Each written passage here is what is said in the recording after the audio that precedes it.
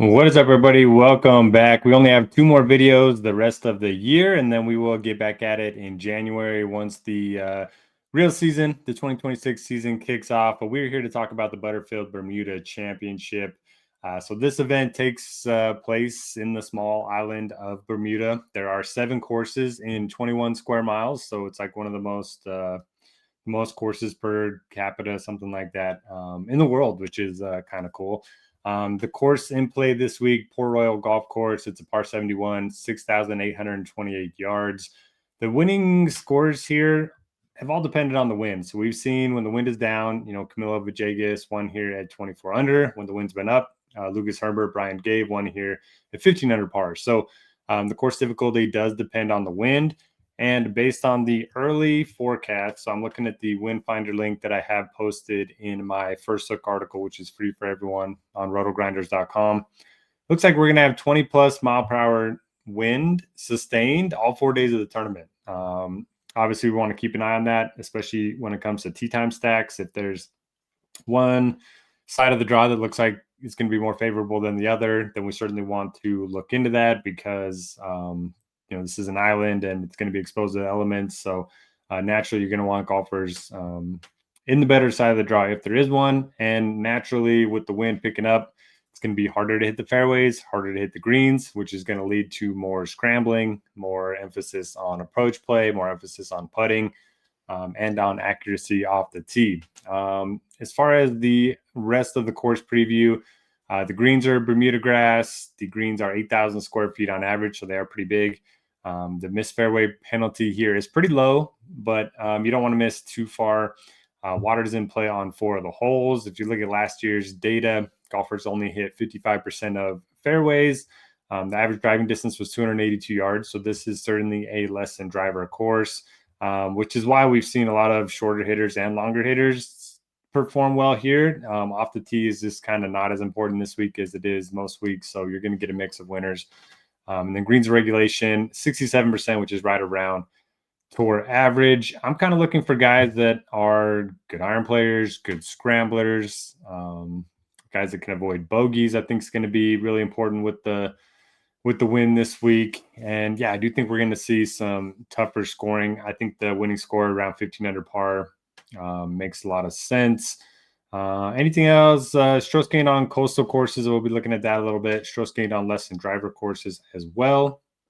So let's dive into the model for the week. In terms of stats that I'm looking at, only have 6% weighted to strokes gained off the tee, 0% to driving distance. Just don't think it's going to matter that much this week. I have 12% to strokes gained approach, 3% tee to green, 3% around the green. I don't mind bumping up the around the green numbers a little bit this week. 8% to putting, 6% to birdie or better, and 6% to bogey avoidance. And then we have course history, guys that have played the best at this specific course over the last 5 years. And we've had a lot of guys that just seem to play it well at this event every year. I don't know if it's a comfortability thing. Maybe the course history, the course just sets up for certain golfers. I'm not sure why exactly, but a lot of these golfers, man, 3 straight top 10s for Whaley, 4 straight top 20s for Lauer, 3 straight top 25s for Sig. Seamus Power 4 for 4 with the win. Alex Smalley 4 straight top 30s. Patrick Rogers 3 straight top 10s. So there are a lot of guys that played well here in the past and have continued to play well here throughout their careers. So I don't mind bumping up course history. I have it at 5%, which is pretty high. But if you want to bump that up even more, certainly don't mind it. Strokes gained on coastal courses over the last 3 years. Vince Whaley, once again, Hostler, Patrick Rogers, Matt Kuchar, who I really like this week, and then Victor Perez, who I also like this week. Strokes gained on less than driver courses over the last 2 years. Sam Ryder, Patrick Rogers, Luke Clanton, Victor Perez, Vincent Whaley. Now, Sam Ryder is a guy that has always played well during the Florida stretch, so it kind of makes sense that he would play well here. We got the Bermuda grass, you got water in play. It's right by the coast, so don't mind looking to Sam Ryder in tournaments. The form and field strength is the same as it always is, so if you have any questions about that, feel free to let me know. I have the field strength at 8%. Again, what this does is it's a metric to show who's playing in the strongest fields and a way to equate for the golfers that are just racking up high finishes and good stats in really weak fields. So for instance, right now, Pearson Cootie, let's try Kevin Roy. So right now, Kevin Roy is rating out as the 17th best play in the model, and that is with the field strength index weighted at 8%. If you put it at 0%, he's going to jump all the way up to 11th. Now, I'm not saying he doesn't deserve to be 11th, but all of the stats and results that he's racked up over the last 18 months have been in weaker fields than somebody like Kevin Yu has been playing in some much stronger fields. So it's just kind of a way to level the playing field there in terms of the field strengths that each golfer is playing in. And then, as always, we have the ratings, the ownership here, the rating per dollar metric here, and then the rating rank plus minus column here for each of the sites, FanDuel and DraftKings. Now, what the plus minus column does, it just looks at the salary rank minus the rating, the overall rank in the model. So Victor Perez is 5th in the model this week, but he's the 17th most expensive on DraftKings, and 20th most expensive on DraftKings, and 19th most expensive on FanDuel. So that screams value. The higher the number, the better. Okay, at the very top, we have Rico Hoey, a guy that since switching to the long putter has been playing very well. 9th, 4th, 2nd, 21st. He's very good ball striker, best ball striker in the field, so that should come in handy with the windy conditions. He's not bad around the green, but he's not good. He's just a really bad putter. But again, the putting has made big strides since switching to the long putter. He actually gained strokes putting the week that he finished 2nd.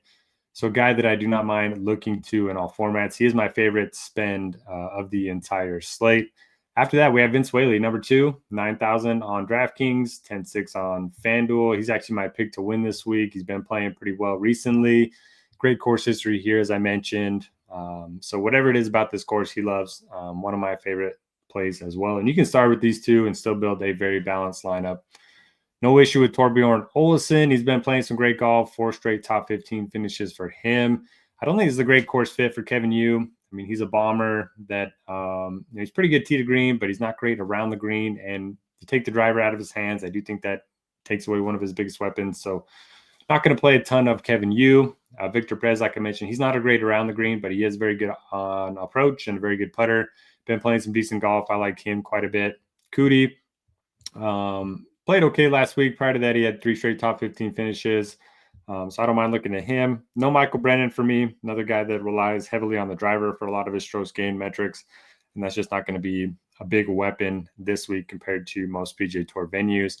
Do love Matt Kuchar. The guy's been playing great golf. I joked in my article this week that if he continues to play this well, he's going to get tested for PEDs because I don't know what's going on with him. He's playing great. The irons have been good. The short game's been really good. And he's one of the best in the field on strokes gain on coastal courses. So one of my favorite mid-range options, Hubbard, he's been missing a lot of cuts, like right on the number.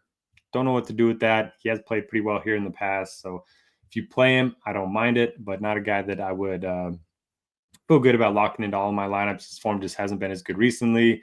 Nico Echeverria has been playing pretty well. Matty Schmid, played really well last week. He was a core play for me. So good to see him post a high-end finish. Fishburne, just similar to Mark Hubbard, keeps missing cuts right on the number, back-to-back weeks. He hasn't played here before, at least not in the last 5 years. I don't know what to do with Fishburne. I've been on him the last couple of weeks, and it's kind of hurt my overall lineups. Rogers has the good course history, but he's expensive. Eric Cole, so he's one of the worst in the field off the tee, as you can see here, but he's a very good iron player, pretty good around the green, pretty good putter, coming in some pretty good form. 10th last week, had another top 10 finish 5 weeks ago.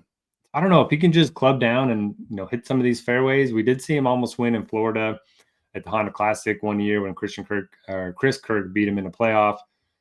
So I don't know. I do like Eric Cole in tournaments, but the off the tee metrics do scare me a little bit for cash games and small field stuff. Alex Smalley's got the great course history. He's missed, I think, 5 of his last 8 cuts, something like that, which is not great, but that should help keep ownership down. I like him in tournaments. Kevin Roy is going to continue to project well for me. Another guy that just missed the cut last week, but finished 8th here in 2023. He can gain in all 4 of these strokes gain metrics, which is nice. Doug Gim's a good ball striker. I love Andrew Putnam this week, so his results haven't been great, but if you look at the metrics, he's been just bad off the tee. He's been good on approach, and he has excellent short game.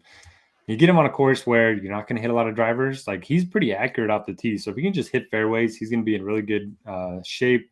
He's 100 plus, or sorry, he's 110 to 1 on DraftKings Sportsbook right now. Don't mind looking at that as a long shot. Justin Lower, again, good play. I bumped him up in the model this week because I do want, a lot of exposure to him in DFS. So if I take this away, he's not going to project nearly as well. It's up to you if you want to keep that in or take it out. Then we have Lee Hodges, Carson Young. Carson Young was great last week. I told everybody to play him this week. No way. Anytime the greens are difficult to hit, you do not want to play Carson Young because he's not a good scrambler. He's like one of the worst on the PGA Tour. So for me, easy fade there.